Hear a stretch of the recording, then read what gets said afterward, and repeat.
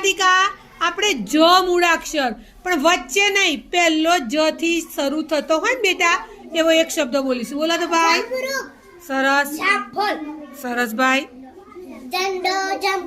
સરસ બોલો જ આવતો હોય એક શબ્દ બોલો जानकी हाँ है बेटा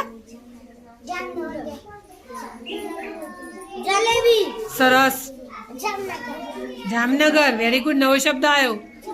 बोलो हाँ सरस सरस भाई है बोलो ज ऊपर एक जग